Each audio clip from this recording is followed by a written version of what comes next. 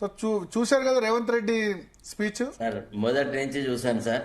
చాలా భావోద్వేగంతో, చాలా పాత గత చరిత్రనంతా తవ్వి ఒకప్పుడు తీసుకున్న నిర్ణయాలు, కేసీఆర్ తర్వాత హరీష్ రావుల పాత్ర సాగునీటి రంగం విషయంలో, ముఖ్యంగా పాలమూరు రంగారెడ్డి ప్రాజెక్టు విషయంలో, మిగతా విషయాల్లో అన్ని చాలా చక్కగా, అంటే కొన్ని విషయాలు నాకు తెలుసు, అంటే because I was the special government Peter at that relevant point of time. ఈ పాలమూరు రంగారెడ్డి ప్రాజెక్టుని ఒక సాగునీటి ప్రాజెక్టుగా కాకుండా తాగునీటి కోసమే వాడుతున్నామని ఒక ఏదో టాక్టికల్ గా చేస్తున్నాం మేము అది ఇదని అప్పుడు ఆ మధ్య ప్రొజెక్షన్ ఇచ్చినారు. అయితే ఒక్కటి మాత్రం ఉంది, ఈ రోజు ఏదైతే బీఆర్ఎస్ రాష్ట్ర శాసనసభకు అటెండ్ కాకపోవడం అనేది ఒక చారిత్రాత్మకమైన తప్పు.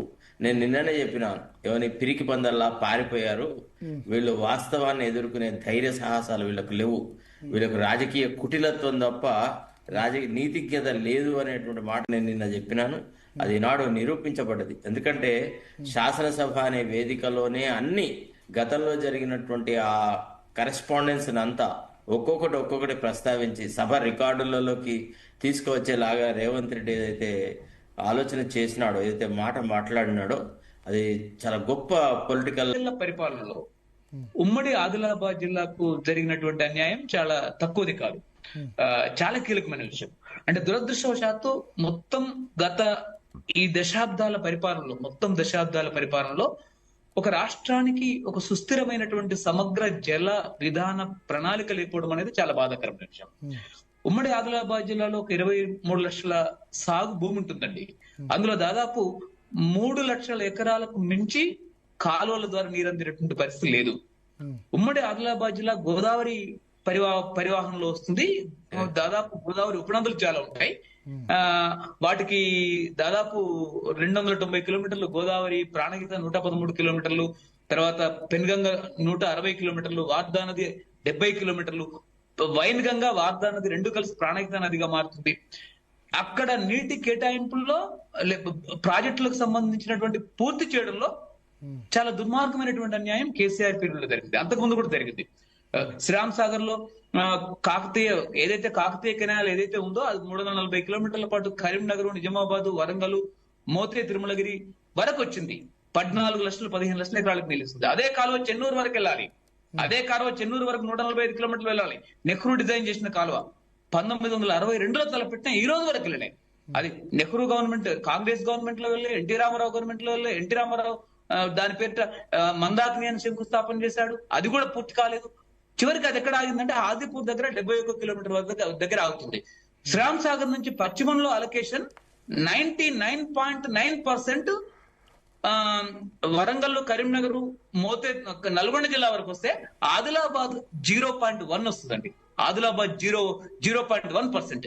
ఈరోజు తుమ్మిడిహట్టి నుంచి కాళేశ్వరం కూలిపోయిన తర్వాత తుమ్మిడిహట్టి నుంచి తీసుకెళ్లేటటువంటి సుందిల్లా ఏదైతే ఉందో బేసికల్లీ రాంగ్ ప్రాజెక్ట్ అండి. సుందిల్లా అంటే మనం లెటర్స్ రిస్ట్రిక్ట్ ఇవాళ టాపిక్, ఎందుకంటే సమయం కూడా తక్కువ ఉంది, ఆల్రెడీ 10 అవుతుంది.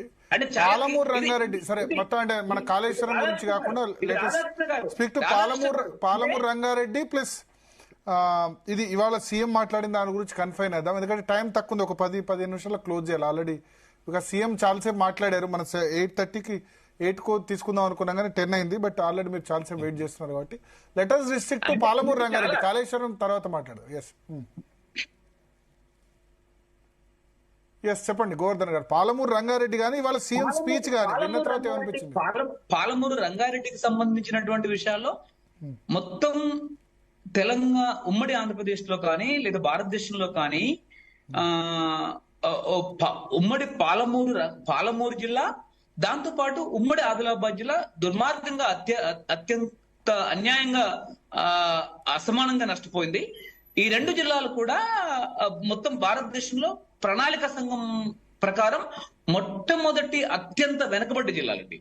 ఈ వెనుకబడ్డ జిల్లాలకి నీటిపారుదల సౌకర్యం కల్పించడంలో చాలా అన్యాయం జరిగింది.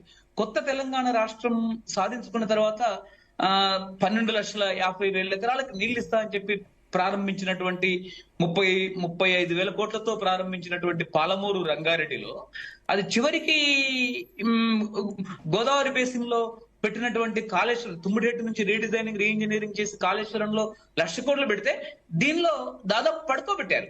అన్నెసెసరీగా 3వ టీఎంసీ అక్కడ పెట్టేసి ఇక్కడ కనీసం జూరాల నుంచి నీటి వాటాను తగ్గించేసి అది కేవలం లిఫ్టులు పెంచడం కొరకు శ్రీశైలానికి మార్చారు. ఇది మేము దాదాపు మొదటి నుంచి చెప్తూ వస్తున్నటువంటి విషయం.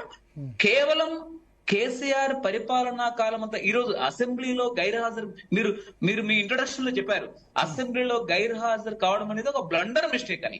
అంటే దీని అంతటికీ కారణం ఏంటి అంటే మొత్తం గోదావరి బేసిన్ లో కానీ కృష్ణా బేసిన్ లో కానీ గత 10 ఏళ్ల కేసీఆర్ పరిపాలనలో మొత్తం నీటిపారుదల పథకాలన్నీ కూడా ఎత్తిపోతల పథకాల పేరిట భారీ దోపిడీ పథకాలు పెట్టి పంపింగ్ స్టేషన్లు పెంచి పైప్ లైన్లు పెంచి దోచుకున్నటువంటి క్రమం మనకు క్లియర్ కనిపిస్తుంది.